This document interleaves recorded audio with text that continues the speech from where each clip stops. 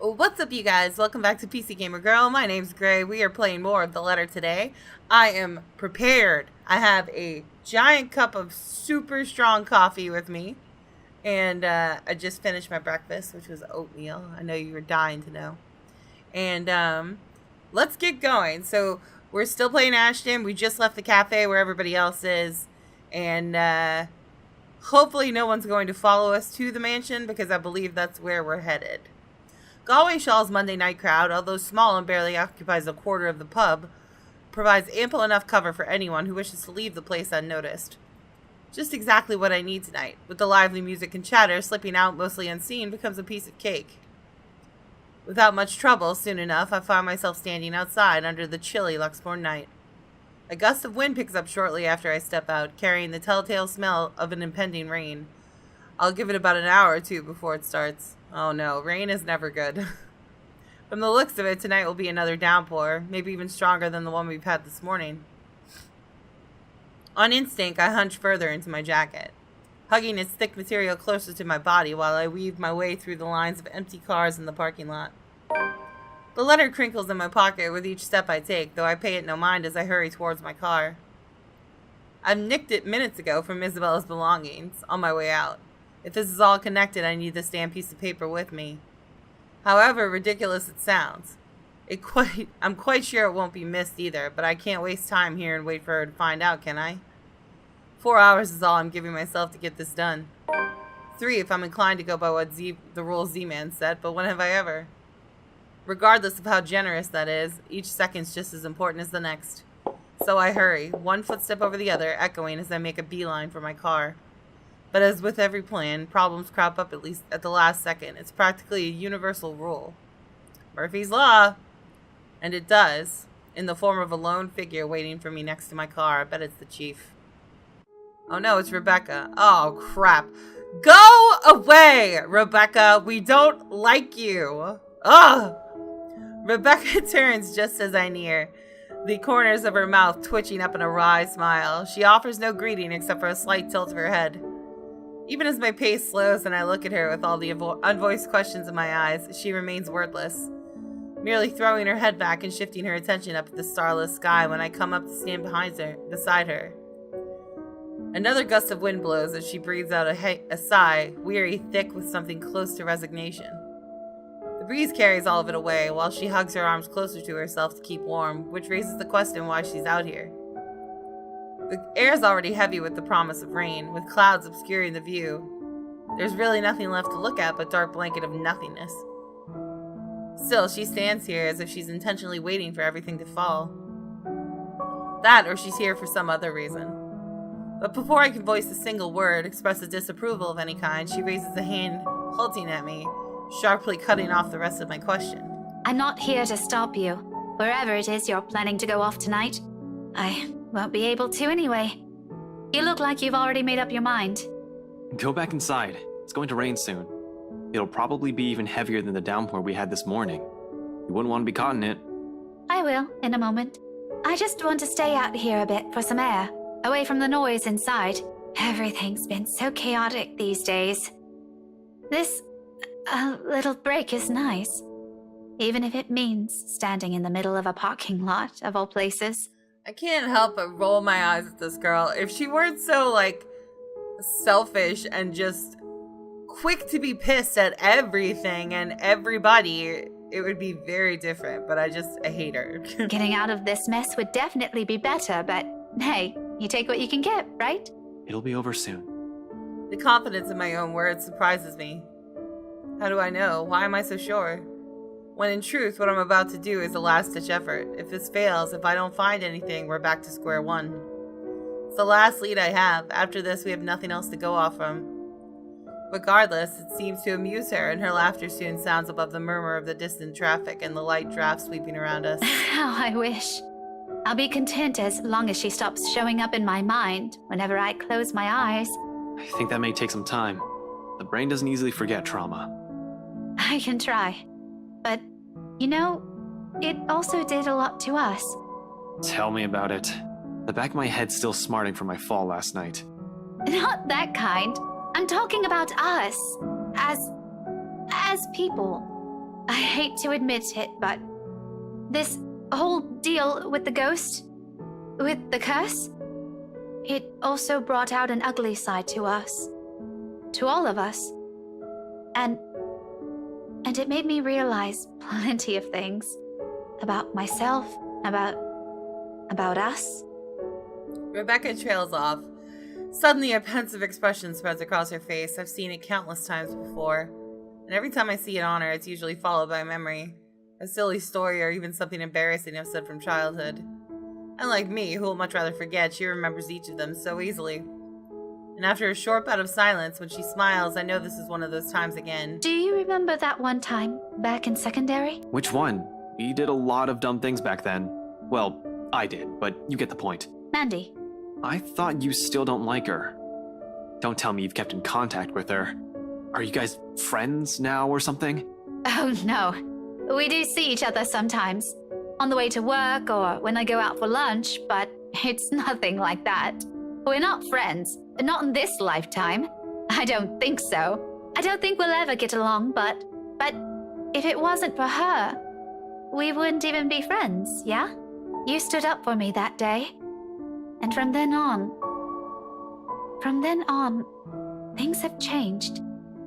She makes it sound like I'm some sort of hero. Mandy was in the wrong. Of course I'll defend her. If no one's going to stand up for her, who else will? Chances are it would have escalated, and who knows? Maybe she would have stopped going to school or transferred. Any decent human being with an ounce of sense should know better. I acted because I know what I'm doing is what's right. It's as simple as that. Yet she smiles as if it's worth more than that. A fondness that goes beyond nostalgia. Oh. I guess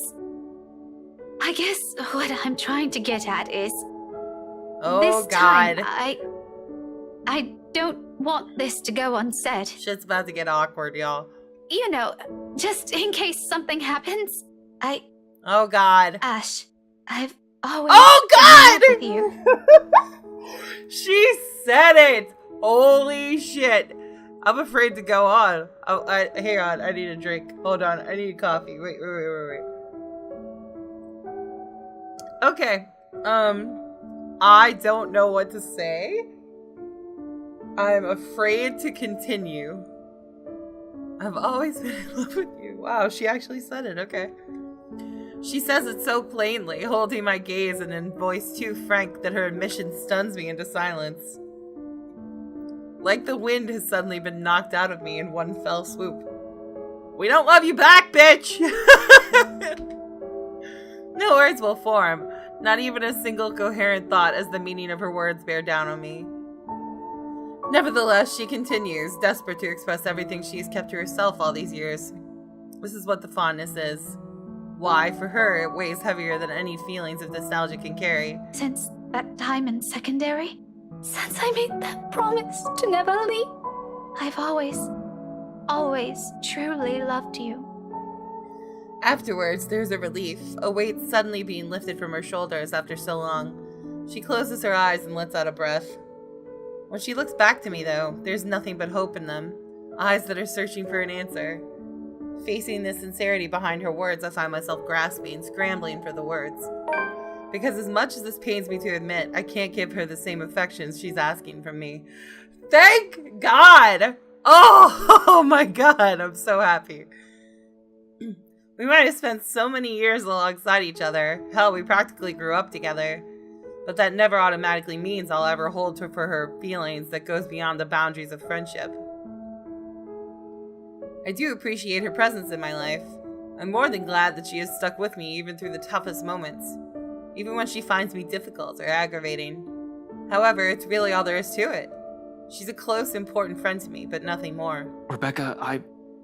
Oh, this is about to get so bad. Oh, guys, I can feel it. I can feel it in my bones. Rebecca is about to melt down, and it's going to be awesome. Oh, man. I draw in a breath, ragged, unsure. Uncertain which words to put together. So it'll hurt less. So the wounds they might leave won't be as deep or a scar. Though before I can even string two phrases together, she lifts a hand to my mouth and silences me. A smile's on her face, kinder than every single one I've seen from her so far. It's nice to see it on her. It suits her more than the glares of the frowns. but at the same time, it only serves to baffle me. Yeah, but you should... I should... No, I mean, you don't need to. Okay, now I'm really confused. One moment you're saying you've been in love with me since secondary, now you're telling me to shut up? If you want to interpret it like that, all right. No, really. Some explanation would be nice, Becca. Because a lot of things are going on right now, and I'm afraid I can't catch up. Especially with this curveball you just threw. It means what it means, Ashton. You don't need to answer me. I don't really need to hear it anymore. It's not that I don't want to. Believe me, if I were the same person I was before this whole thing happened to us, I'd be elated, excited even. But like I said, I also realized some things. Understood myself more. Ash, I did love you. Ever since we were kids, all Oh! those times you defended me from bullies. I don't think that's going to change anytime soon, even after this. But at the end of the day, once you take a closer look Holy at shit, everything, is she having an it also epiphany? turned me into a really selfish person. Oh my god. I might cry. She's actually having some retrospection on herself. This is great. When you think about it, maybe the Ashton I loved isn't the one standing in front of me right now. Maybe all this time, I'm still clinging on to that aloof kid I met 17 years ago. I didn't even consider that you have a mind of your own. That one day, it won't just be the two of us. That you'll find someone else and it won't be me. I'm sorry, Becca. I'm not even sure what I'm apologizing for. That I can't return her feelings? Or because I'm somehow holding myself responsible for this. Even if up until now I had no idea how she felt. Regardless, she continues to smile through all of it. It's not your fault. Don't say that. I'm proud of her. I still don't like her, but I'm very proud. I'm the one who should apologize. Since I suddenly sprung this up on you when you have other things to do, I just thought I should let you know. So I can finally let this whole thing go. One question though. Are you going to tell her? Tell what to who? I pause, frowning. A brief moment of doubt while I try to figure out what she's talking about all of a sudden. When it finally sinks in though, my bewilderment hastily gives way to utter embarrassment. Oh, shit. Heat abruptly crawls up my face. No matter my efforts to keep it down, in the end I can only look away from her, afraid of what else she'll see in it. Did you really think no one would notice? Was it that obvious? It was surprisingly easy to tell. But that was probably because I've known you longer than anyone. Fuck, who else knows? I think Zach suspects. Shit. You're embarrassingly lame when you're trying too hard. It's almost painful to watch. Don't worry. With your terrible way of flirting and knowing her, I'm quite sure Belle has no idea, even now. Not even a clue. Harsh, Rebecca. Really harsh. I could use a vote of confidence, you know. She laughs, loud, the kind that's free of any burden, ringing above the wind slowly picking up as the storm clouds approach. With it, however, the awkward atmosphere lifts at last. There's only that camaraderie we've shared since meeting in that classroom 17 years ago. I'm serious, though. Tell her. And if you ever make her cry, I'll hit you with every damn history book I have on my shelf. Clear? Noted, ma'am. Anyway, thanks for hearing me out. I won't keep you long. I know you have things to do. Just promise me you'll be careful, all right? She doesn't wait for an answer. Instead, she gives me a push with a force only heavy enough to throw me off balance. Caught unawares by the gesture, for a few moments I fight for purchase against my car's trunk, bracing my hand on its smooth surface. When I look up with a string of reprimands ready at the tip of my tongue, Rebecca's already halfway through the parking lot. There's a small skip in her steps while the breeze carries the light tune she's whistling. On a whim, I let its notes be the last thing I commit to memory before slipping inside my car and driving off. Sounds like a new beginning more than anything.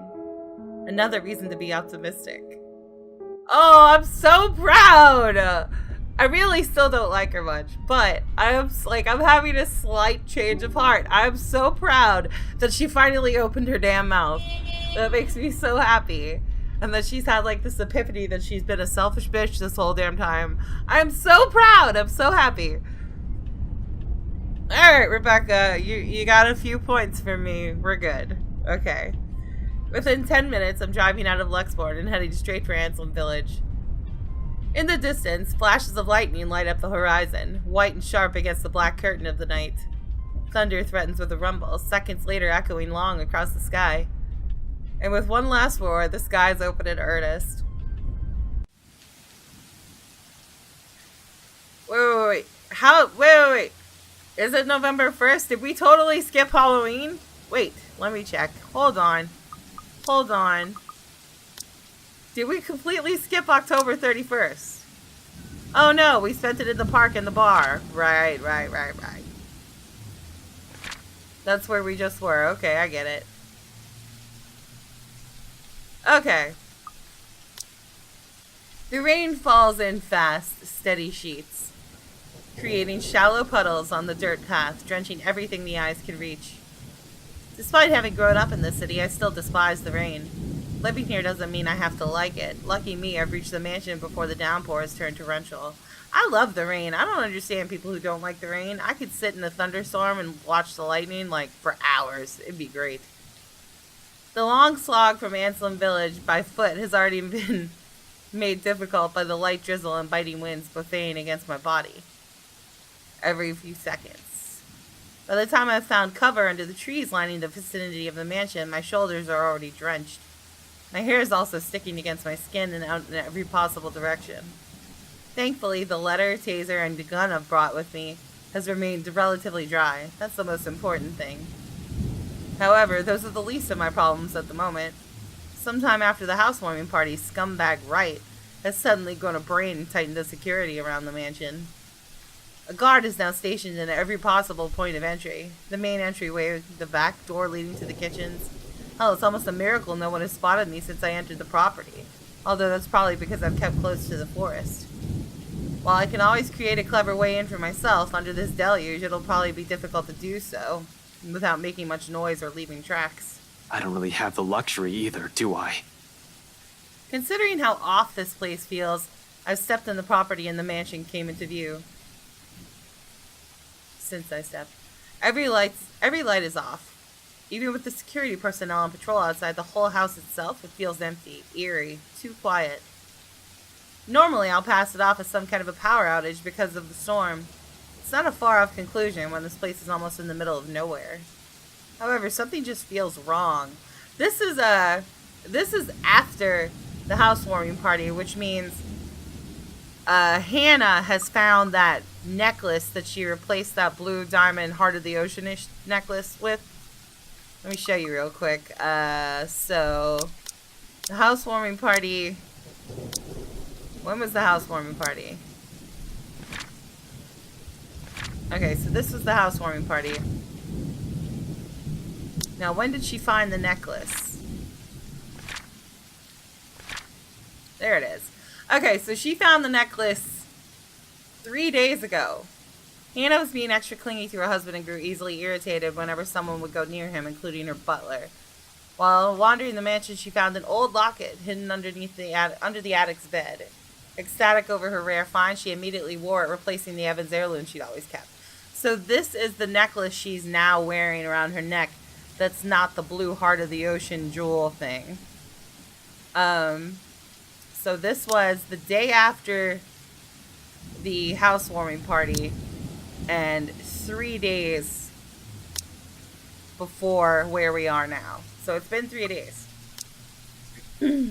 However, something just feels wrong. Something happened here. Or is about to. It's the sole reason why I haven't done anything yet. Simply observing, watching, listening for anything. I might be pressed for time, but I'm not a careless idiot. Crazy, not stupid. Although I need a way in, desperately so. Moving without thinking will not only endanger me. With so many unknown variables and what we're dealing with, I also have to act on the assumption that someone is always in danger, especially in this place. I can't act impetuously. As much as I hate Wright, I'm not about to cause his death because of one thoughtless action. If there's a place he deserves to be at, it's in a prison, not a morgue. Oh no. Oh god. I have such a bad feeling. I feel like Ashton's gonna bite it, and I'm gonna be so sad if he does. So when a hoarse, painful sob suddenly rings out above the loud pitter-patter of rain, only then do I stir. A woman. Perhaps a servant? Or worse, Hannah Wright. It's coming from the forest. Just right up ahead, in fact. Not too far from the house. Regardless, I give the place a quick, wary glance before following the noise.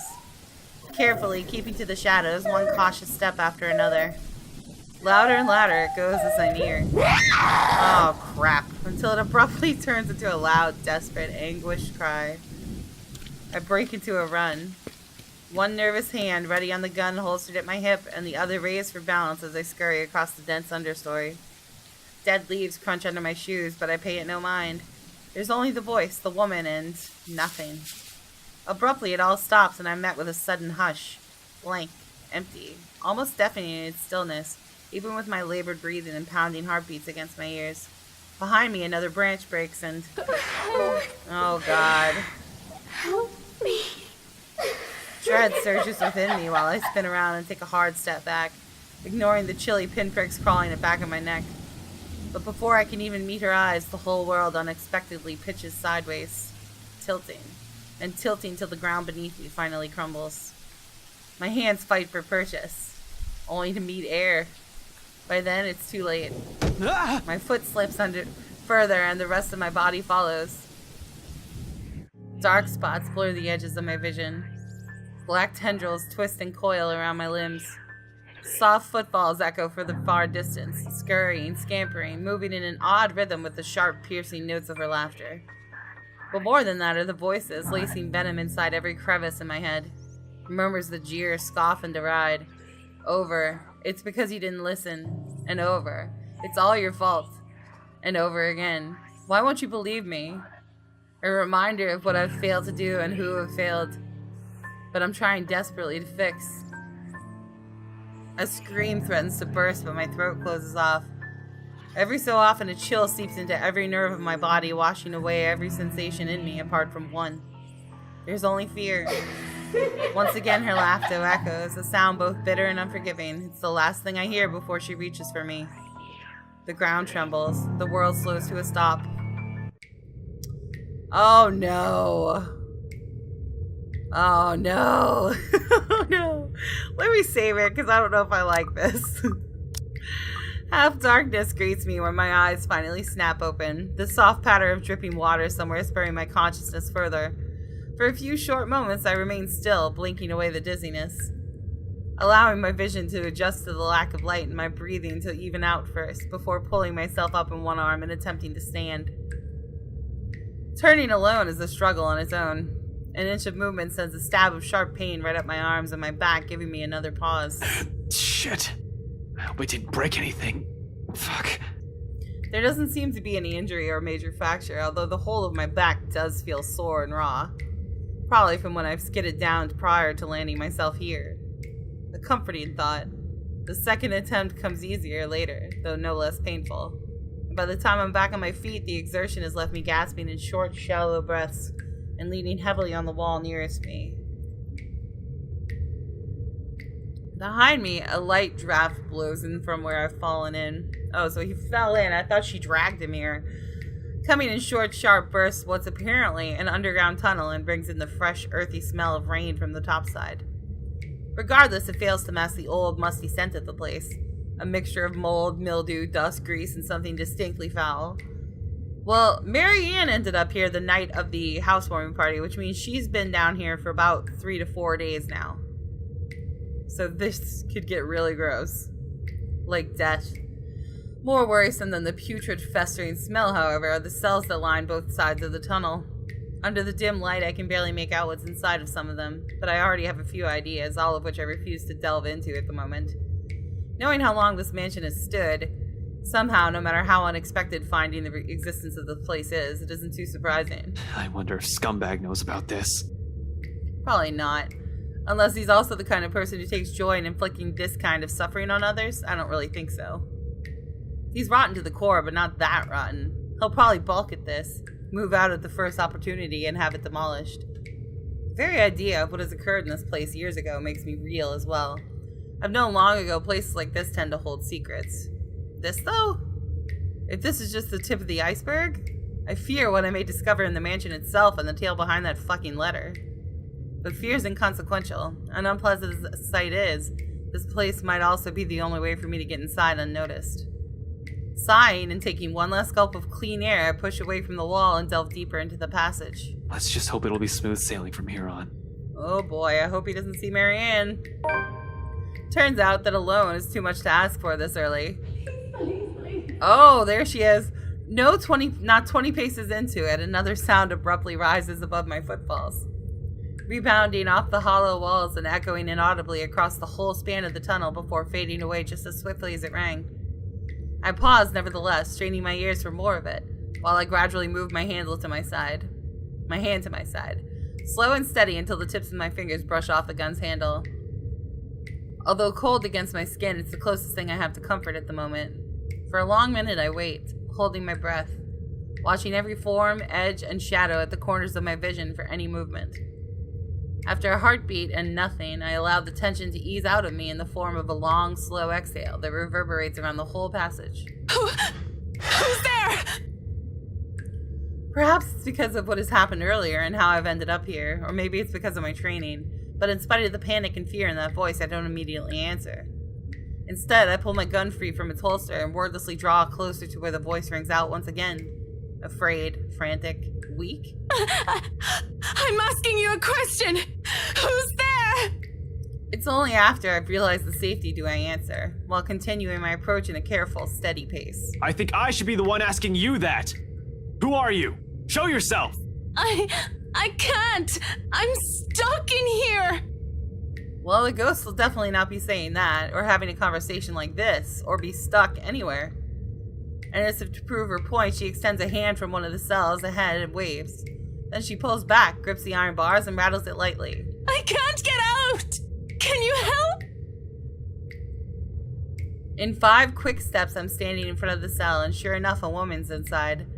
Slumped on the floor, holding the bars with shaking hands, clinging to it as if it's the only thing keeping her upright.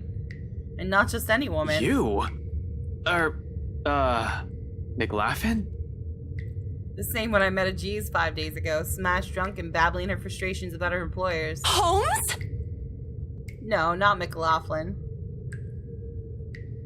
McCullough. Marianne McCullough, famous interior designer extraordinaire. Not so extraordinary now with how exhausted and feeble she looks, trapped in a jail cell, of all things. Her breathing's shallow and there's a paleness to her complexion, sunken eyes, cracked lips, dry skin, all signs pointing to starvation and dehydration. What? How long have you been stuck in here? 3 days? 4? I don't know. I have no idea anymore. I just fell in and that woman... Whatever! Can you get me out of here? Please! In a moment. But here, go feed yourself first before you fall over. I fish out an energy bar from my pocket and hand it to her. She's lucky I always have one on my person. For sudden emergencies or extended stakeouts, a little sugar to keep me going. Like any starving person, she wastes no time making a grab for it, unwrapping it straight away and taking in whole mouthfuls of it. Relief washes over her face on the first bite alone, although she's going to need more than that if what she has said is true. But for the moment, it's enough to keep her alive. Good thing she seems to have the sense of priority to prioritize survival over comfort, if the puddle on the corner of the cell indicates anything. Without water, the human body can only survive 3 days. No food, and I'll give it an average of 3 weeks. Though even then, it won't be a pretty experience. Granted, some have survived longer than that. She's still fortunate I found her when I did. Now to get her out. My bobby pins won't be an issue here. Of any use here. Not like I need it. Unlike the ones we have at the precinct, a simple barrel hinge holds the gates to this cell together. Even without any special tools, I'll be able to lift the door and free her. However, with how heavy it seems, I'll need a lever of some sort to help. What are you looking for? Some wood, a 2x4, I guess. A plank or a pipe. Anything I can use as a lever. Wait here. The hallway yields nothing but dust, dirt, and a few rusted chains scattered about. While I may find something in one of the open cells, I'm reluctant to check or even step in. We can't have another person trapped in here. However, McCullough ended up inside. Well, there's no... My head snaps back to her. McCullough extricates a wooden board from under the mess of hay and twine near her. Without prompting, she slips it through what little space there is between the bars. It's short, but appears thick and sturdy enough for my intended purpose upon closer inspection. What in the world? Is that a rack? Good enough. I hope. I get to work at once, anchoring the other end of the plank at the base of the door and applying ample force on the other end. Takes a bit of effort, no kidding about the heavy part. Still, a grunt, a gasp, a creak. In a matter of minutes, with a little help from her on the other side, the door eventually lifts off its hinges. It falls on the ground with a loud, ugly, metallic thud, but the sound of it puts elation on McCullough's face. She doesn't even ask for help. As soon as she can, she hastily crawls out of the prison she has accidentally found herself in. More than happy to get out of it, despite lacking the strength to stand firmly on her feet. Thank you. Thank you so much. She looks great for having been in a jail cell for the last 4 days with no food or water. After the second day, I was so sure I was going to die in there. If you didn't show up, today, I don't even want to think about it. How did you even end up here? For a second, she appears hesitant, looking away and fumbling awkwardly with her fingers. I was looking for someone. A contemplative expression flickers in her eyes, something that's close to wistful, like when a person remembers a memory she's fond of. It doesn't last too long, but it still leaves me the impression that I've suddenly walked into something private. Something deeply personal for her. I'd rather not ask. So this whole tunnel, at the end of it, it leads right inside the mansion? The wine cellar. Right into the kitchen, then. There's a door of some sorts. I don't know. I think I pulled or pressed something somewhere. I was in a hurry, and I'm not sure if it'll open from this side. Hell, this place wasn't even in the floor plans! What do you mean? Does that really matter now? We have to get out of here! People died in this place! Kids! Oh God! Kids! I could have shown you, but that thing won't turn back on anymore. It's like it only waited for me to see it before shutting down or something. How long has that thing even been in there? But those poor kids. All because of that thing. Wait, hold on. What are you talking about right now? The bloody letter! Ever since I've read that thing, since that day at the open house, she won't leave me. But it should be fine now, right? I broke it.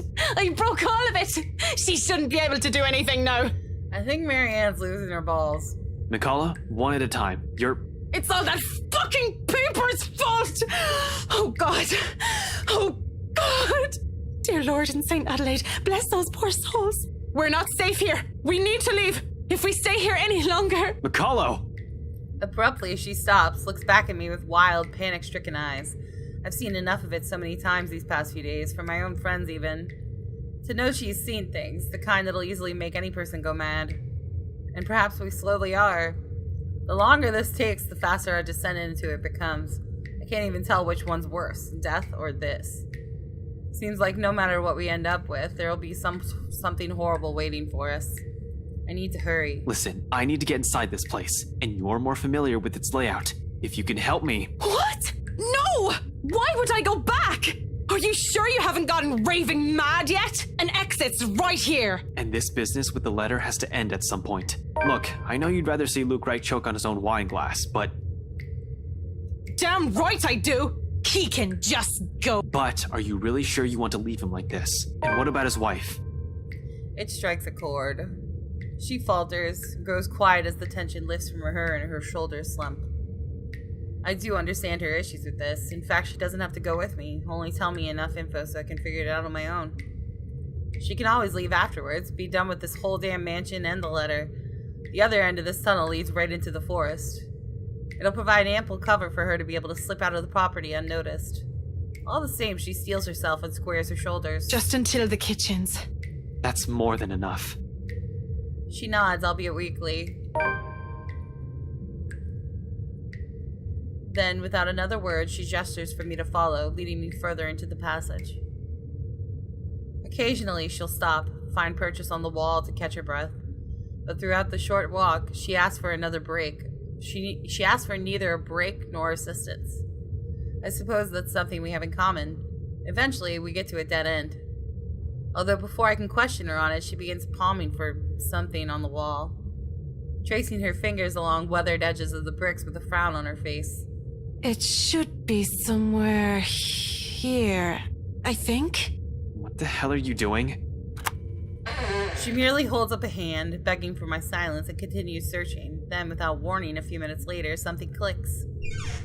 A portion of the wall shifts ajar to reveal a glimpse of another room. Bottles lining the walls, liquor barrels for aging. The wine cellar, indeed. The ladder to the kitchen is on the far end of this room. Surreal. This is all nothing but a surreal nightmare, but after everything, should this even surprise me? Ghosts, curses, hidden passages. I can't even bring myself to question the existence of this door anymore. I simply follow her to the Undercroft without a single question, in spite of a number of them already swimming inside my head. As a kid, I used to crave for this kind of adventure. The stuff of mystery and detective novels, daring chases, interesting cases to solve, suspects to put behind bars, justice to serve. I was blinded, I admit. Now I simply want this to be over.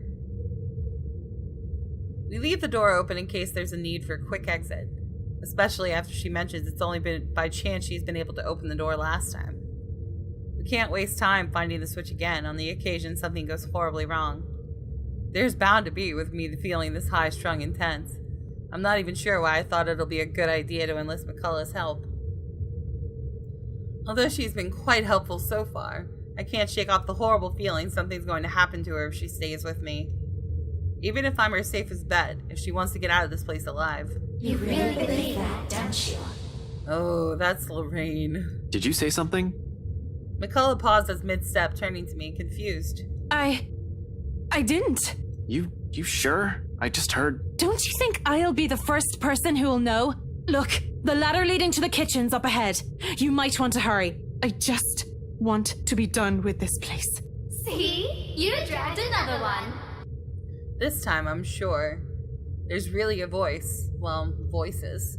Despite the look of protest McCullough shoots me, I find myself stopping and looking for it, searching the immediate surrounding for the familiar form of the woman. I don't even have to venture too far from where I'm standing. Just an arm's length away from me, mirror shards litter the floor. And right on the biggest fragments, they speak. Oh no. That's Zach. That's the woman. That's Becca. And that's Isabella. All singing the same mocking tune against my ears, letting it echo throughout the small Undercroft. Murmurs and laughters, jeering, scoffing, deriding, lacing venom into every crevice in my head, taunting me. Dragged another person into this, Ashton. Into another one of your silly little problems. Oh, come on. Only because you can't fix them on your own. You really haven't changed, have you? Some hero you are. Useless. Pathetic. You're wrong! My mistake lies in this first sentence I've answered. The very second denial slipped from my mouth. Their words have also seeped into my heart, allowing it to prod at and rouse my temper. Despite knowing they are merely doing this to goad me, each word, each syllable trickle into me, spurring the guilt I hope I've long buried. Are we? Or is that simply what you've been telling yourself all this time? Something to make yourself feel better, perhaps? You're the one who took that letter off Isabella's hand that day. You're the one who opened it. How does it feel, I wonder? To know you're responsible for all of this? What do you think I'm doing? Why do you think I'm still trying to fix this? Oh, but you can't. It's already too late. And you know that. You know all of this is futile. Just face it, Ashton Frey. You're a fairy, and they are the ones who have to pay for it. A badge and a gun, and you still can't protect your own friends. Can't even solve a case for an old man. Can't even bring Luke Wright to justice. Can't even keep his own family together. No wonder they left you. Before you do the same thing to them.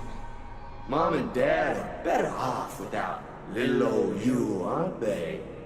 It's a good thing they had the sense. Pitiful, isn't it? Some detective you are.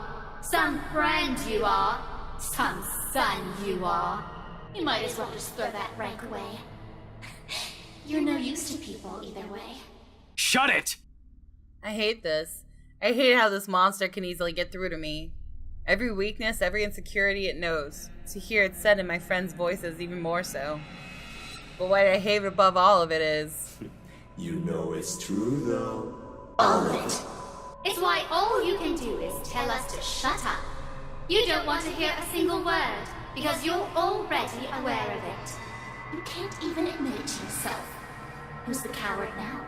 But no matter how hard you try, you're not gonna be able to save anyone. Shut it!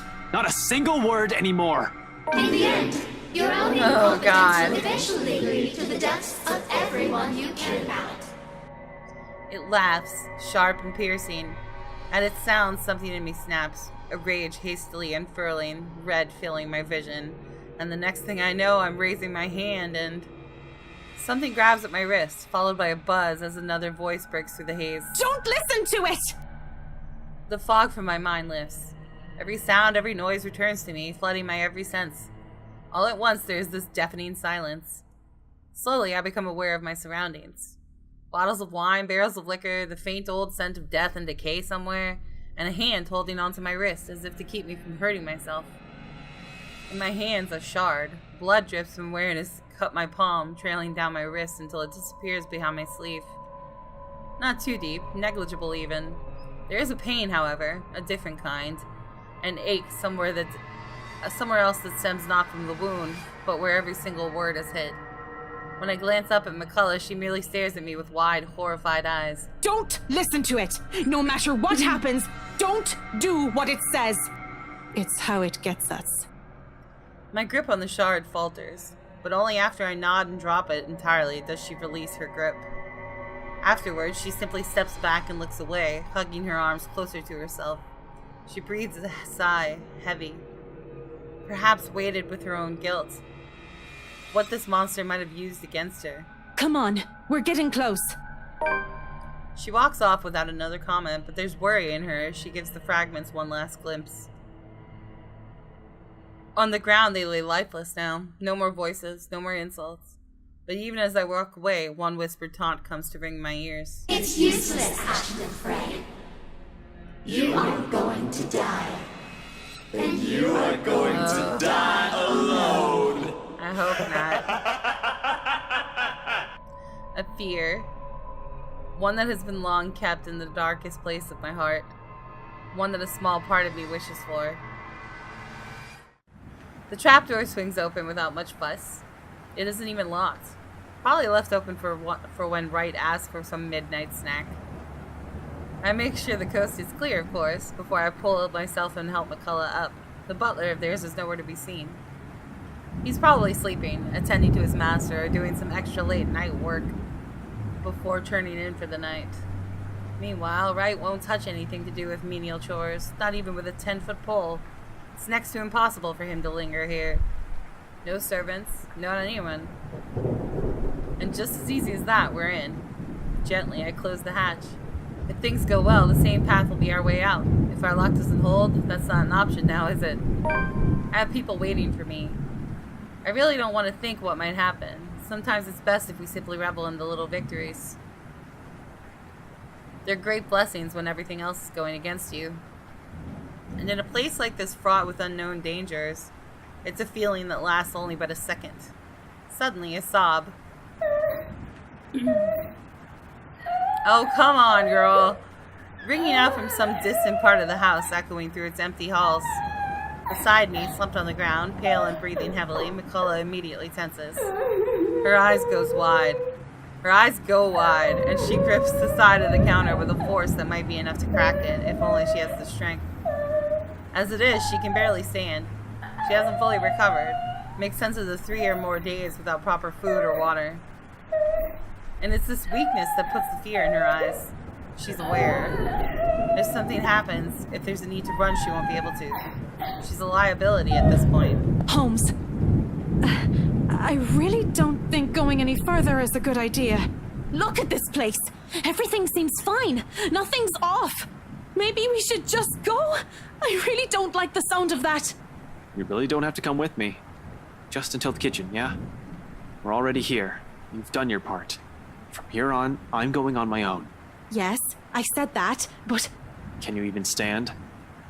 She doesn't answer. You'll only be putting yourself in more danger if you follow after me. You have an easy way out of here. Stay here. Once you're okay, I need you to get yourself out of this place. what?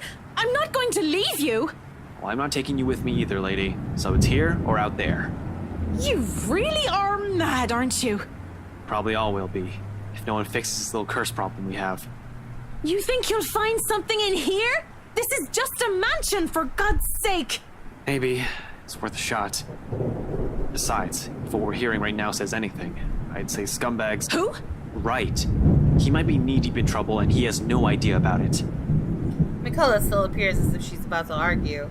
So instead of more words, I unholster my taser and hand it to her. A standard issue for every member of Luxborn Police Force, but it shouldn't take a genius to know how to aim and fire one. Even Isabella may just be able to use it without training. Yet Miss Interior Designer Extraordinaire stares at it as if I've just handed her something particularly nasty. Listen, you want to wait? Fine. I'm leaving this with you. But if I don't come back here within 15 minutes, I want you to backtrack and get the hell out of here. Are you daft, Holmes? I already told you. In case something goes wrong, I need someone who can tell people what's going on. I tell my friends what might have happened here. They're at the crawl. You know the place, right? I trail off, letting the meaning of my words hang in the air. I want to be optimistic about this, really. However, I'm going against something almost everyone can't quite understand. I'm just being realistic with my chances. McCullough seems to understand this as well after what I've said. Any sign of protest has already died from her tongue, and she simply looks at the taser quietly.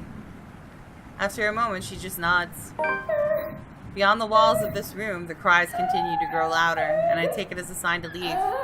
Without another word, I slip out of the door. Like a siren caller, her voice beckons. Finding out what this is seems as good a place as any to start. I keep to the shadows for the most part. Not that there's any need to. The entire place just feels empty. Odd when a house this big should have a large staff. You'd think there'll be one or two roaming about for some late-night chores, or someone seeking out whoever's creating this ruckus. There's none, however. Shouldn't they have security posted inside as well? Unless their security means the butler, though I doubt Scumbag's that sloppy. He loves this life more than anything. Probably more than his own wife. And the things he's done, he's bound to make more than an enemy or two. He's also the kind who will do anything to keep himself safe. Alive. I wonder what he'll say when he finds out that there's something not human living with him in his own house. Potential dangers aside, being on my own grants me a greater advantage of mobility, which I'm more comfortable with. Sure, I could have enlisted McCullough's help. I wonder why Ashton is the one that gets the story updated, like, more than anyone else that I've played. It makes no sense, but okay. Sure, I could have enlisted McCullough's help. Next to the people who owns this, she's probably the one who's most familiar with the mansion. But the cons of bringing her outweigh the pros. She's better off somewhere a quick exit's in sight. With no tag-along, I only have to worry about myself, watch my back. Selfish, I know. But necessary. In the same manner this whole plan is, no matter how idiotic going into this is. Besides, I don't really need a guide when the house's layout is fairly simple, almost mirrored with only a few modifications in the rooms. Although I've only been here once, I think I already have a good grasp of this place's ins and outs. As long as you can tell which is east and west, it shouldn't be hard to find my way around. After the dining room, the main foyer should be the next thing that greets me, where the woman's cries are leading me. Honestly, after what happened outside, I'm not even sure if I should be trusted with what I'm doing, with what I'm hearing. But with the whole house somehow seemingly devoid of any of its inhabitants, I'm inclined to look into this. More than surviving this curse, a huge part of me is my training speaking. I just hope this isn't a crime scene I'm walking into. But nothing's ever that simple, is it? Not when you're dealing with the supernatural. Nope. Because as soon as my feet cross to the next room, something shifts. Ew! In a flash, nearly without fanfare. It happens in the blink of an eye. I almost miss it. One moment, there's red. In the next, I'm standing alone in the foyer. For a brief moment, I pause, glancing wildly around the place, blinking twice as if my movements will spur the vision back. Yet, nothing. No blood dripping on the walls, none trailing down the stairs or pooled on the floor, no eyes watching my every moment. Only the same cries gradually growing in intensity the longer I delay, along with a voice. Mother, Desperate. where are you, Mother? Pleading. Mother, please. I don't want to be alone. Coming from the same direction I've heard the cries from. Upstairs. The place is not entirely empty then. A better question now is who? Definitely not Scumbag or the butler. I've yet to see hide nor hair of them, and not knowing their whereabouts puts me on the edge. I have to be careful not to make any noise or be seen. Maybe the wife? Though one can't really tell if it's her, the way the walls echo her voice. Nevertheless, it pushes me to move. Taking almost 2 steps at a time, despite the sickening feeling that something's lurking behind every great shadow, every small corner I pass. As if the house has several eyes watching my every movement.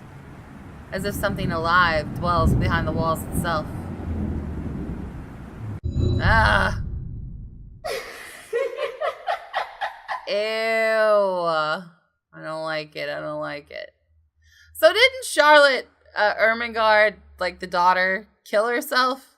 Like, she's the one that's on the walls, right? Didn't she kill herself? And if so, why? Or how? Or did she kill herself? Like, did the ghost kill her? What happened? I'm dying to know. I have so many questions.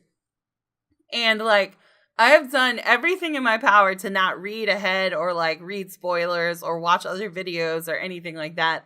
Because I want to know what path I'm taking and how it's going to end. And I don't want to find anything out beforehand. But I've got so many questions. Anyway. I try to shake it off. But the uneasy sensation has already made home at the point of the pit of my stomach, dread, and it only grows deeper the closer I get to her. The relative emptiness of the place doesn't help either.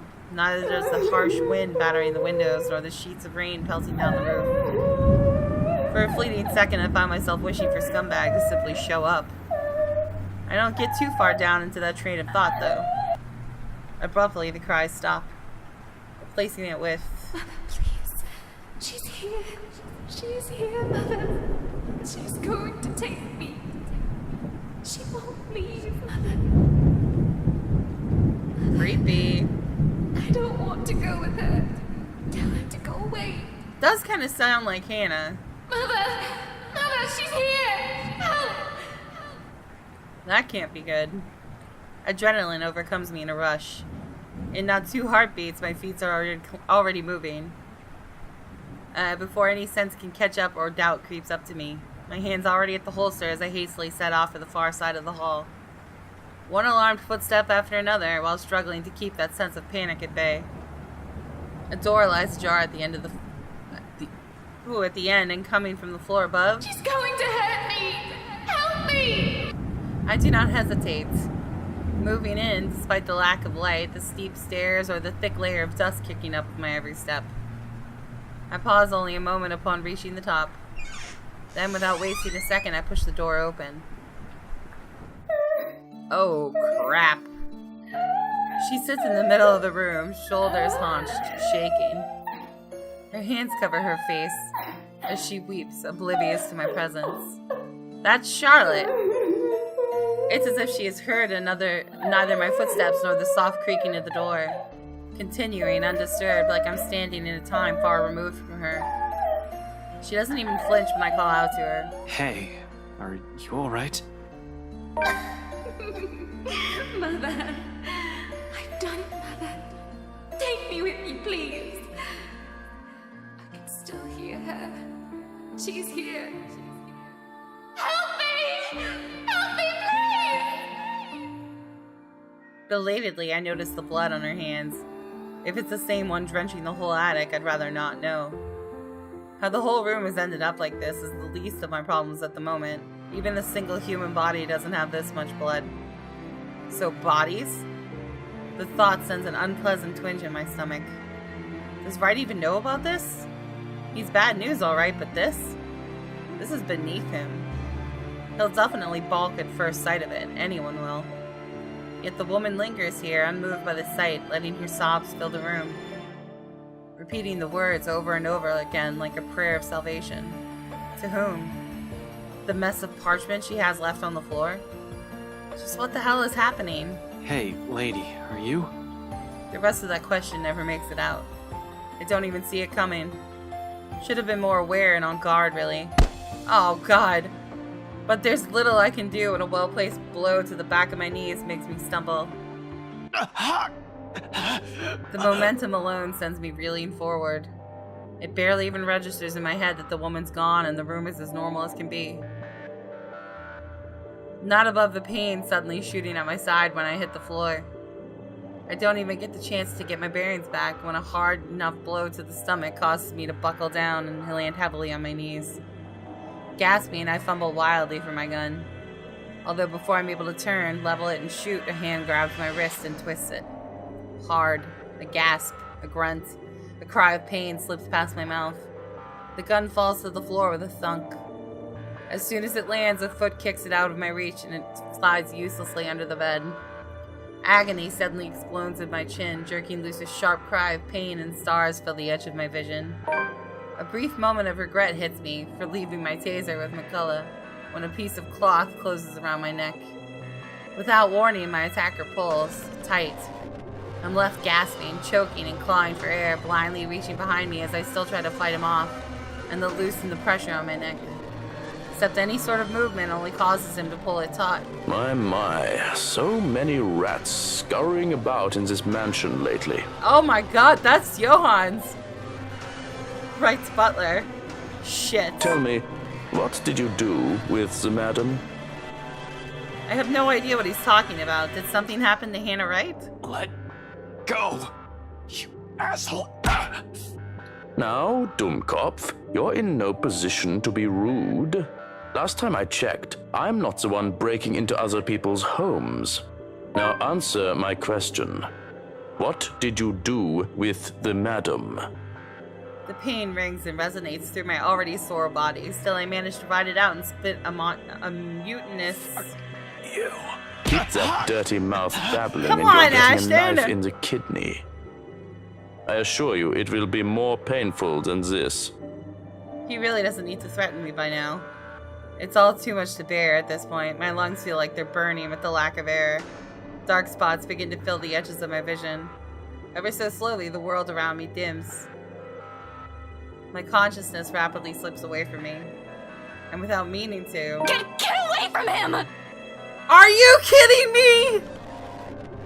Hearing that voice, it's as if I've been doused with a bucket full of ice-cold water. Familiar. Too familiar.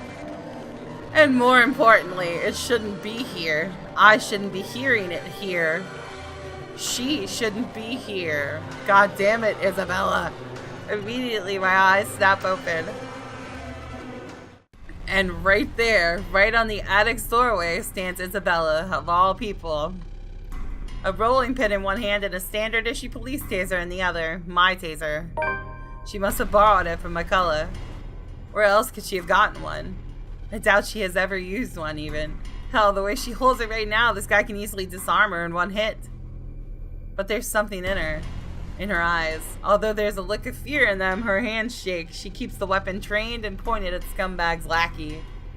Untrained or not, she does not plan to leave here without putting up a fight, it seems. Admirable, really, but it's just not something we need right now. I need her to be away from here. I need her safe.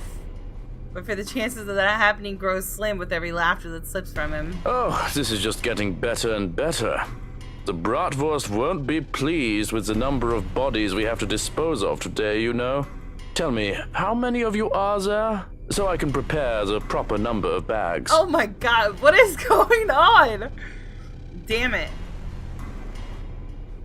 What the fuck is going on? Why is she here in the first place? Did she follow after me? Who else came with her? Zach? Rebecca? Are they all here? Panic surges within me. She knows how bad this situation is, but does she really have to run in here and expose herself like that? Does she even know how to use a taser? For fuck's sake, more than worrying for my life, it's her I'm concerned about. Getting strangled, dying by choking isn't part of the plan, but her following me here isn't either. This is why I prefer to do things alone. This is why I'd rather be the only one to take the consequences. I don't even want to think about this bastard might do to her after he's done with me. Though my voice comes off nearly a croak, I tell her as much. She has to leave. Stay far away from here and these people. Don't! Damn it, Isabella! Get out of here! Another bout of pain erupts in my side, cutting off my words. A cry of agony bursts from my mouth. I can taste blood in my tongue as I heave, attempting to get in as much air despite the towel still coiled around my neck. Ash? You're going to lose air quickly that way, Dummkopf. Better keep it shut. Get out! Out! Out! Belle! Don't be stupid! I'm not leaving you here! He laughs, too cruel, too unforgiving. The way each note beats against my ears in spite of the warmth in him sends chills down my spine. This is a man whose hands have already been stained with blood before. He won't hesitate. I'd follow his advice if I were you, little girl. What could you possibly do with a toy? Just hand it over and be on your way. It'll probably be too difficult for a little girl like you to use.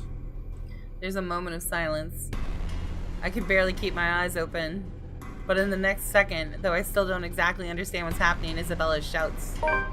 Not a cry of pain, not a yell of panic, but one that's resolute, firm, perhaps in a tone that's leagues fiercer than any I've heard from her before. Try me! Ashton, duck! I do. More out of instinct and desire to survive, closing my eyes before my mind can fully process what's going on. It all happened in a blur. The telltale sound of a laser being discharged resounds through the room. A taser, not a laser. The air crackles. Something whizzes by almost too close to my ear, followed by the thud of something blunt connecting solidly with another object. The next thing I know, the towel strangling me has started to loosen. I collapsed on the floor, dazed and gasping for air. From my peripheral, though the haze of blood rushing and sound slowly filtering back, the butler beckles. He spasms once. Then, without much fuss, falls face first beside me, knocked unconscious by 50,000 volts of electricity and a fucking rolling pin. I love it. That's great. He'll be out for a while. That's epic. I have no idea whether I should laugh or cry at that. Oh, I'm laughing. Somewhere in front of me, my oxygen-deprived brain vaguely registers Isabella's form. She slumps on the floor, also breathing heavily. Right next to her trembling hands, both the taser and the rolling pin lie useless and forgotten while the mood in the room eases. A long, gradual process of the tension lifting. For countless seconds we remain quiet, with only our short gasps and sighs to fill the silence, allowing the adrenaline to ebb away and both of our breathing to slow. Not a true repose by any means, but simply a brief respite. There's still the curse. We're still inside the mansion, in imminent danger. We still have no idea how to fix this. Outside, the rain seems to only intensify. Lightning flashes fleetingly somewhere, white and piercing around and the sky rumbles. No rest for the wicked. I stare once. I stove first, once recovered, having regained some semblance of sense and strength. Breathing still hurts, but it's bearable, as is moving. Although every small motion causes a wince, there will be bruising tomorrow I can manage. Retrieving my gun from under the bed is easy, but only with some effort. I'm able to drag an unconscious man to the far end of the room, snapping one end of a handcuff on his wrist while fastening the other onto the bed frame. That should keep him restrained for a few hours in case he wakes up prematurely. All through this, Isabella stays quiet. In fact, she hasn't even moved since. Her hands still shake and taking a long draws of breath while she stares vacantly in front of her, almost as if she's in shock. Perhaps she isn't even expecting any results, spurred only by some kind of desperation. Now it's sinking in. Unfortunately, we need to get moving. We don't have any time to wait for everything to register in our heads. Kneeling in front of her, I give her a light shake. Belle, we need to go. We can't stay here. So if he had been actually strangled to near death, he wouldn't be talking right now. Like his throat would be fucked. Let's just say that. But for the sake of movie magic, we'll just go with it. Slowly, she turns, staring at me with wide eyes. Worry flickers briefly in them along with something ineffable. Then, without warning, she lifts a hand and slaps me right across the face. You deserved it. The sound of it cracks the air, shattering the silence like a fragile glass breaking. Despite the familiar rumble of thunder outside, it manages to ring louder above the storm. Don't even know what hit me until my head has already snapped back and my cheek stings with her anger. And it is anger. In spite of the stillness and the lack of words afterwards, not fuming though, never fuming, but the kind that burns lightly and soundlessly. A frustration instead of seething rage. One that ebbs just as quickly as it flows. Once the tide subsides, there's only that gleam in her eyes, warm, steadfast, and unflinching. Quietly, I brace myself for the truth underneath that gaze. It slips from her lips softly, nearly fading under the sound of the rain still falling fast, if not for the weight in each of her words. What is wrong with you? Belle. If Zach didn't slip up, no one would have known where you went. Belle, one person knowing is enough. Any more than that, and You almost died! He could have suffocated you right then and there, and you could have died! I told Zach to give me 4 hours. That would have been enough time to... It would have been too late! And by the time anyone ever finds out, you're already fertilizer! She trails off, drags one indrawn breath after another. A brief lull as her frustration finally gives, dissolves into something more pensive and somber. Her shoulders droop, and through her voice rises hoarse and weary. In her next words, there's only certainty. You count too, you know. When I said, that night when I told you I don't want to lose anyone anymore, that includes you, alive. We're still here, Ash. You have us. And once their meaning fall, roar, it does so not with force of a dam breaking or a raging storm, but with the gentle, steady warmth of a hearth burning, an ember easing slowly, lightly, rising and giving until all that's left is a truth, an understanding. Not alone. Never alone. It lingers, even as we both drift back into the silence and her words take root, because in the gratitude that swells after is another warmth blooming. Pleasant, welcoming, like finding home, like finding ourselves in the haze a squall has left, creating something fragile yet immutable in both of us. It's in her eyes, in the way she holds my gaze unwavering, in the way she carries herself despite sitting amidst a place she fears. In the way she keeps herself from trembling and falling apart because fear is inconsequential when people she cares about are at risk. A change. She realizes that now, holds on to it. Another little thing, another small thing from her that may go unnoticed and pass by quietly, but will eventually amount to lots of other things. Tiny gestures that mean nothing at first, but begin to matter to me one day until... Oh. Despite myself, a small smile slips from my lips as the same warmth from earlier unfurls in my chest. Unhurried, familiar, and bright from all these years I've carried it, but have never given the words for it. Stop smiling like that, Ashton! I'm not done scolding you! But this time they come easy. I heard all of it. Don't worry. Are you really okay?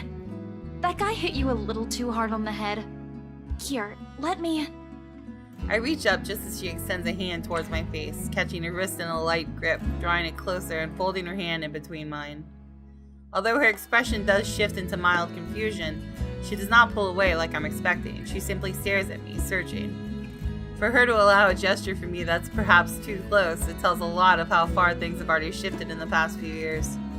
Cradled in mine, her hand still trembles. Most of the tremors has already subsided by now, though I doubt it'll fade away this soon. Even as I trace the lines of her palm in what I hope is a comforting gesture. I'm sorry, Belle.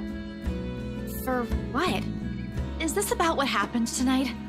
You can apologize later, when...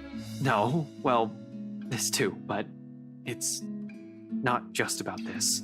It's for a lot of things. For calling you clumsy and careless and a scatterbrain. You would think that, wouldn't you? Well, you don't usually apologize. Yeah, I know. I'm sorry about that too. For all the times I've teased you and made you cry. Unexpectedly, her fingers tighten around mine, our hands falling between us as if something tender shifts in the air.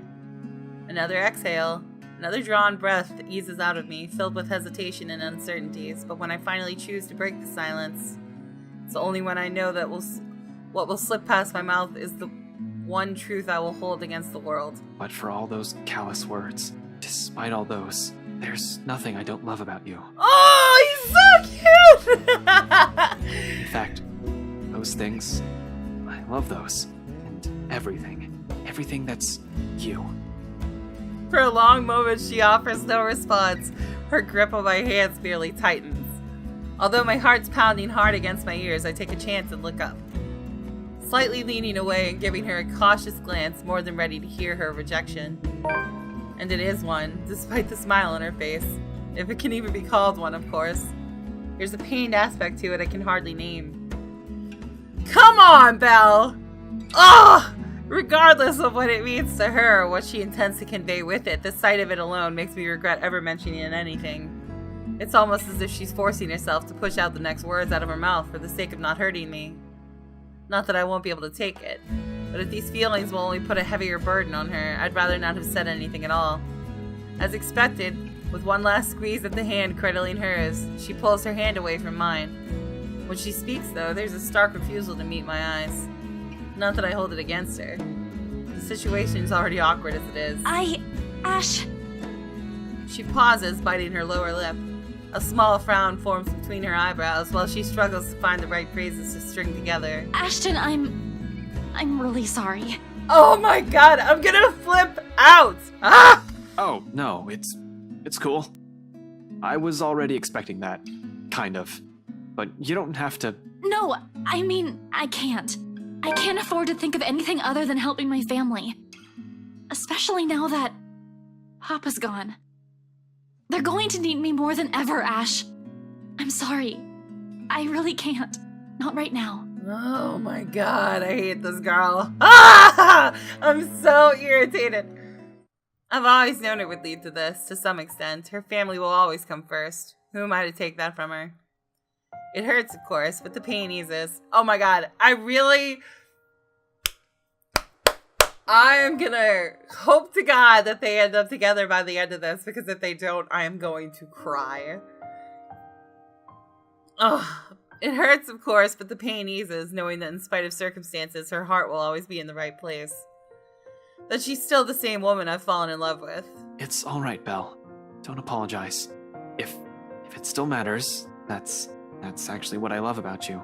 Of course, not that I'm expecting anything by telling you that, Ashton. but you get the point. Yeah. Thanks, Ash. I mean, thank you for loving me. Even after everything. Her response is a smile and a soft laughter. Perhaps the sweetest I've seen and heard from her. Just from it, I know nothing will change despite her answer and any lingering feelings that will come from this. And there will be. Lingering feelings, that is. With the way she barged into our lives 5 years ago, it'll probably be enough to leave a terrible impression on anyone. But that's also precisely it. It's people like her that you don't easily forget. It's them that gradually worms their way into a person's life until the very thought of losing them becomes unbearable. As it is, I'm already content simply staying by her. No grand expectations or hopes attached. Just the banter, the small smiles, and the quiet little moments that roar.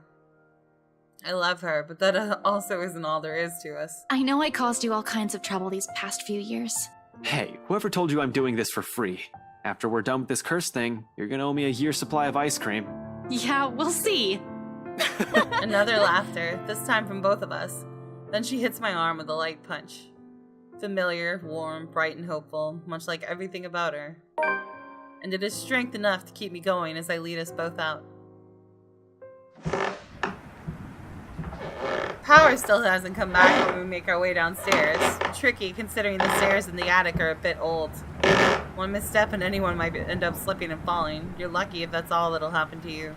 With the stairs this steep, a broken neck is a likely outcome. Thankfully, Isabella's here to guide me through the darkness. She knows this place better than anyone, after all, in spite of all the misfortunes it's brought to us. Careful, the floorboards over there aren't very sturdy. Right on cue, the same board I'm stepping on creaks and suddenly breaks. The piece is falling somewhere with a dull thunk. Oh, shit. Scumbag wouldn't be too happy about that. Ow, my foot. See? I told you so. You never listen to me. They renovated the whole mansion. They can't even replace one tiny part of the house. Why don't you file a complaint to BRC then? I'm sure they'd be thrilled to hear it. You know it was such a rush job. Outside, the winds have intensified. Even from here, I can hear the gusts battering the windows in the attic. It makes me wonder why up until now the only person we've encountered from this house is the butler. Although to some degree that makes sense. He is in charge of running the place. Where are the other servants though? In this storm, wouldn't anyone want to stay inside? A likely assumption is they're all asleep. The route I've taken doesn't really pass by the rooms they've likely assigned as the servants' quarters. However, they have also heightened security. I brushed it off earlier, thinking they'll be posted a lot closer to where the master's rooms are. But the second floor is devoid of anyone as well. As if every inhabitant of this place suddenly disappeared overnight. More importantly, where's the scumbag? I don't like this. I don't like this at all. The fact that we're here right in the fucking middle of it makes me all the more queasy. And that feeling only escalates once we reach the landing and Isabella swings the door open. She pauses abruptly right in the doorway that I almost run into her. A look of confusion's on her as she looks wildly around the place, wordlessly taking in her surroundings. With each turn and shift of her eyes, her shoulder only grows tenser, and a look of apprehension slowly dawns on her. Isabella, what are you... We aren't supposed to be here. Sure enough, when I look up, we're standing right in the kitchen, pots, pans, and all. Oh my god! In one corner, Zach and Rebecca watch as almost surprised to see us.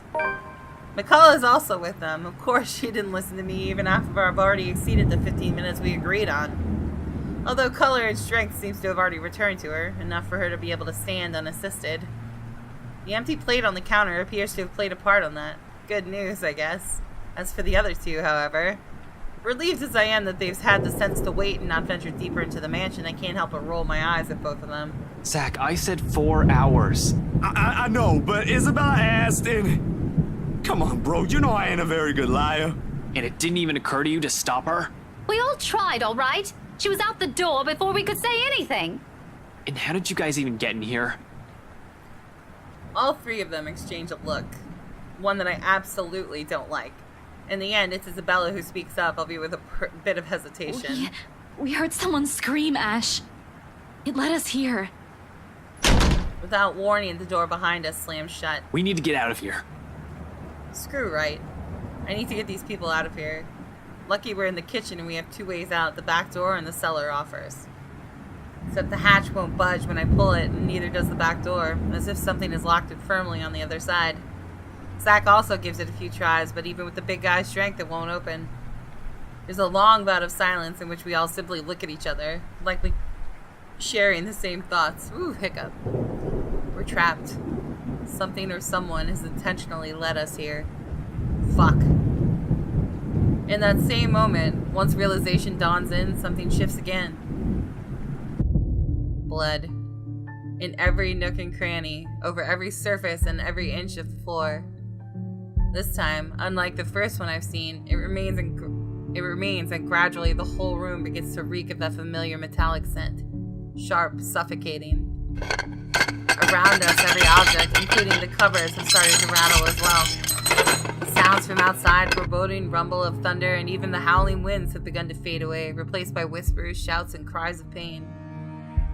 Though inaudible, each beat and note bombards every crevice of my head with vague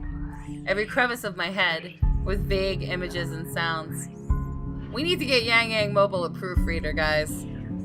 I love you guys. Yang Yang, you're my jam, but we need to get you a proofreader. There's no time to make sense of everything, however.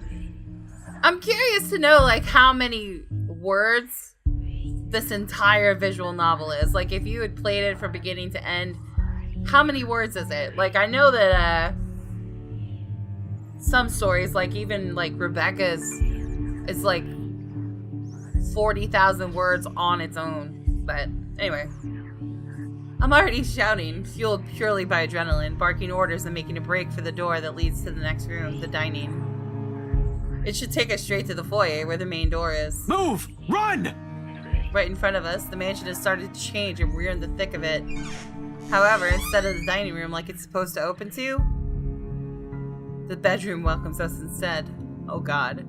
An image that lasts only but a second before blood begins to seep into the room. Filtering the walls, trickling from every nook and cranny. Everywhere, furniture shakes and every beam rattles. Before we can even step back from the horror gradually unfolding in front of us, the door slams shut. A loud thud bringing a sense of dread and a chill creeping up in each of us. Along with it is another realization: the whole place is reordering itself. And with the door closed tight behind us, showing no signs of budging even through sheer force, there's no choice but to go forward and hope to all gods that it'll lead us to an exit. Jump off the balcony! Until then, running's the only thing we can do, spurred by nothing but fear and a sense of desperation to live. It's useless, Ashton Frey.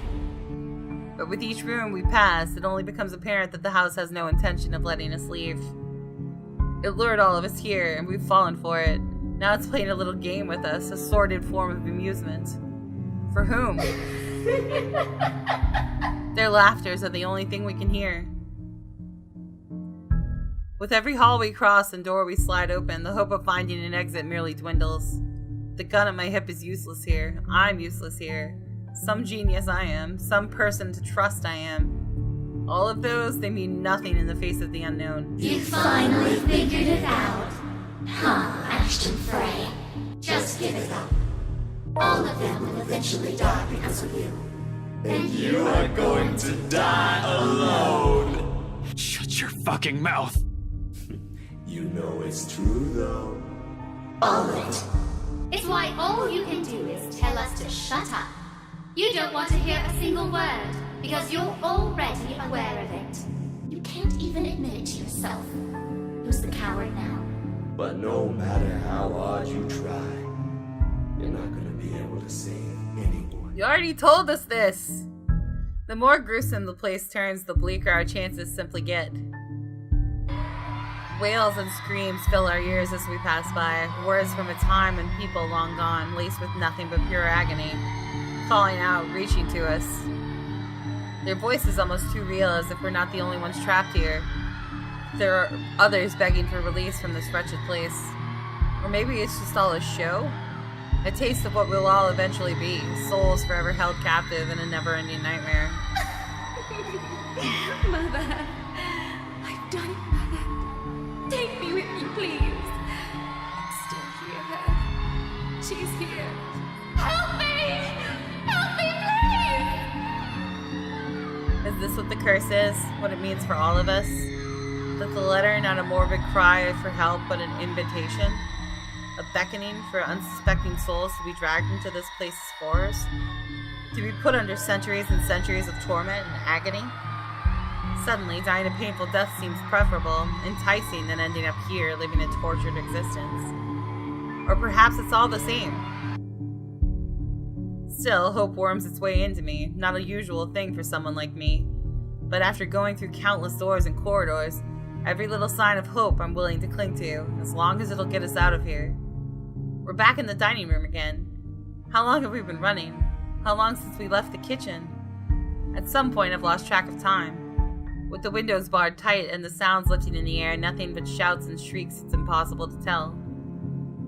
Not that it matters when an end is in sight. Shelves and furnishings bar the door, each stained with blood and gore, that if the situation isn't as desperate as it is, it'll find every way out. I'll find a different way out. But there's still a gap left in the topmost part of the person to go through, as long as you use the shelves to climb. It's next it all right. From here, I can spy the familiar walls of the foyer.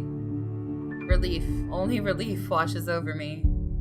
Although my legs have been strained, taut by all that running, and every bone and muscle in my body ache, there's only an easing.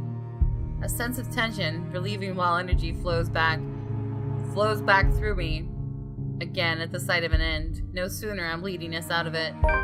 Zack helps McCullough first, assisting her up and through the gap, before giving a hand to both Rebecca and Isabella. The moment the ladies are in, I nod for him to go through. Go ahead. I'll watch your back. Surprisingly, he does that without any protest. Not that there's any need to. Sometime after entering this room, the whole place has calmed down. No wails, no whispers, just a silence too deafening. But I'm not letting my guard down until everyone's on the other side of this nightmare, safe. For all I know, this may just be a calm before another storm. Without further incident, however, Zack makes it to the other side and I'm following after him. However odd this hush is, I turn my back from it and climb up. It's a tight fit, but I manage to squeeze myself in. The unease remains, though. Maybe it's the adrenaline still coursing through me, or how easy everything has been after living through that nightmare, fleeting as it is. But for some reason, something's still nagging at me. Call it a detective's instinct, or my training, or whatnot. I have a feeling something's going to happen and catch us unprepared. Unconsciously, before dropping down on the better side of the stream, my hand shifts to the gun at my hip. Instinct has never failed me before. My feet haven't even landed firmly on the floor when... Had I known there would be a party in my own home tonight, I would have opened a bloody bottle or two. Hi, Luke! People these days, in my own home. Can you believe it? I feel so left out. A chill seeps into every vein in my body. All of a sudden, every ache, every pain returns to me tenfold, and my knees threaten to buckle at the sound of his voice. Though it appears friendly, I know it is anything but. One does not spend investigating a man like him for a year and hold a grudge against him for more without knowing everything about him. His quirks, his habits, I'm familiar with all of them. And right now, Luke fucking Wright is beyond pissed. Shifting my gaze upwards, it's nearly too painful knowing the danger. Not to me, but to those who have been lured in here by the curse. Oh, crap! The handgun catches my eyes first, next to that smarmy smile on his face while he holds McCullough, Zack, Rebecca, and Isabella at gunpoint. It's sight enough to lodge a painful thorn up my throat. I've been too complacent, too focused on other things that I've completely set aside the fact the scumbag will not be too pleased to see us here without other reasons. But even with those good intentions, curses and ghostly apparitions aside, we're still trespassing in his home. The question is, if he's even aware that the whole of his household has somehow disappeared, and he might be the only one here. Likely not. Fuck. Even with people he knows among the crowd, there's a significant effort in him to try not to simply shoot everyone in sight. And really, Daisy, even you, what would Kylie say? Luke, this isn't what you're thinking. You have to listen to us. There's something going on here. Well, obviously, why else would people be trespassing in my home? What about little Lily over there, then? What's your excuse? Checking back if your clients are doing okay? Is that it? Is this what this is? Why does he have this fascination with flowers? He calls Rebecca Daisy. He calls Marianne Lily. I mean, there was Rose Cooper, which obviously he didn't have to call her anything but Rose. And then he's got this thing for daffodils. I don't get it. What's the fascination with flowers? Sir, please. Oh, please what? Becca's right, sir. We need to get out of this place. You need to leave. Not a good enough excuse, darling. You people are the ones who need to get out of my sight. Don't worry, I might consider pressing lighter charges for the woman. Can't say the same for the rest of you. But really now, I swear the people of this city need to be taught the meaning of privacy. This is how you want to start the week. Why don't we just go with a bloody massacre if we want to surprise people in their homes, huh? Casually, he waves the handgun at them, as if it's just a mere toy and his words are no threat. The safety's off on his, nothing stopping him from pushing through with his words. Call me paranoid, but at the slight gesture I draw my own and level it at him, finger on the trigger and ready to release the tension, or release the safety catch in case things go south. Oh god, come on! He is quick to train his own on me though, and just like that we're at a standstill. Now, Feathers, manners. You're in no position to be pointing that gun at people. Why don't you put yours down first, and then we'll talk about manners. Oh, he talks back. The gall! You know, your kind pisses me off so much. Shooting him right now would be so worth it, with the way he stares at me like I'm a damn pest. But this isn't what I've come here for. I'm not a murderer. As much as I loathe him, I'm not the kind who will kill people in cold blood for my own gain or amusement. The law will bring him what he deserves one of these days. At the moment, however, we're all in the same boat with this curse, and he needs to understand that. The longer we stand here, the more time we're wasting and losing, something we don't have much of. But how can I convince him? This scum is so full of himself, perhaps to hear the sound of his own voice more than those of the people around him. No matter how much sense they make. Probably the only way I can make him listen is if I beg. No way in hell that's happening. Maybe I should eliminate the immediate danger first and disarm him. Oh god, I don't know what to do. I don't know what to do. Hang on, let me save. What do I do? What do I do? What do I do? Oh crap. Well, I don't want to beg him because he's not going to listen anyway. And if I try to disarm him, there's a very good chance that someone is going to die. So I'm stuck between a rock and a hard place here. What do I do?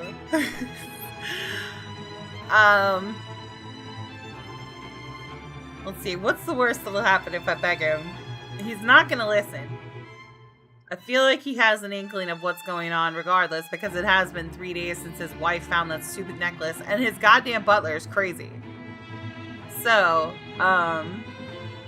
he has to be... Like, he definitely does not care about human life. Like, I feel like that's a given right now. Beg him to listen. What would be the worst that could happen? Let's go with beg him, even though I don't want him to do that. I feel like that's the lesser of the two right now. My life's not the only one at risk here, however. There's Zach, there's Rebecca, there's Isabella. McCullough's here as well. We're all unknowing victims to this fucking curse. I'm in no position to pick who to save and who I should simply let die. I suppose my pride can take a few hits and I can set aside my beef with this asshole. Taking a deep breath slowly, I lower my pistol. Though still on the edge and at ready, in case he does something, I do my best to assume a less aggressive stance. Listen, Wright. I need you to... You broke into my house, and somehow, you expect me to listen like a good little boy. Are you a bit touched in the head, Feathers?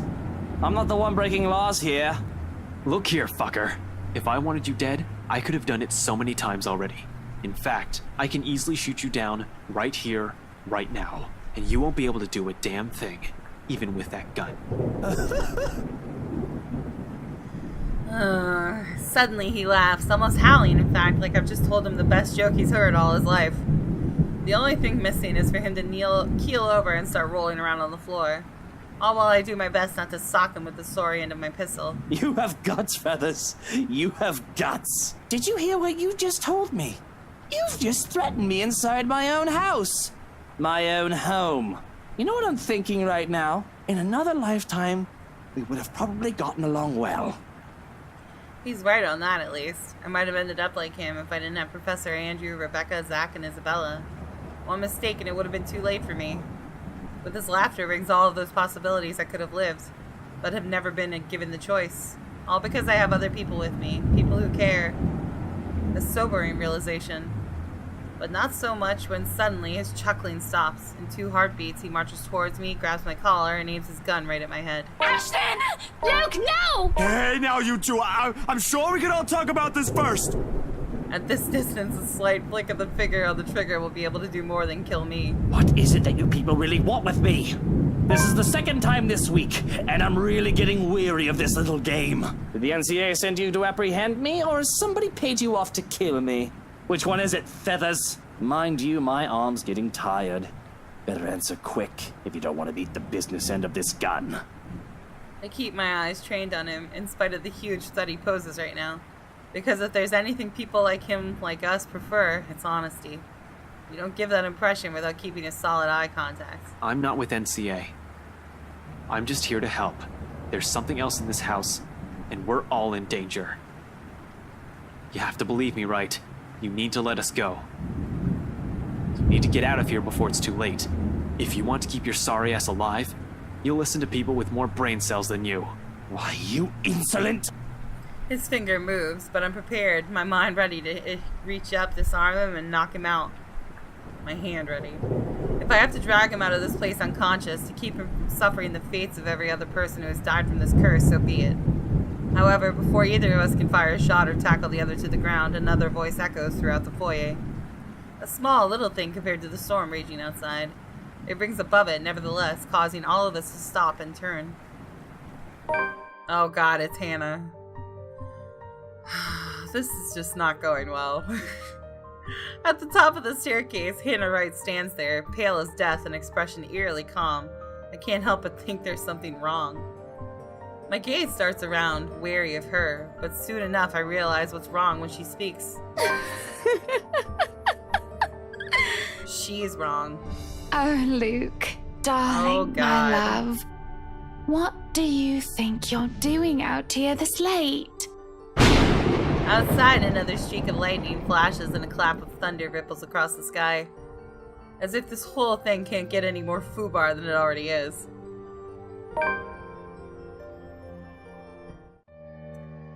Oh my god, we've hit Luke! Whew! Okay guys, we are gonna leave this here. I feel like maybe we've only got a couple videos left of this, but I am so excited because we have gotten so much further into the story. It's only been like a day for me, but it's been like a week for you guys, and I feel bad, but I'm sorry. It's so good. So, okay, we are going to leave this here for right now.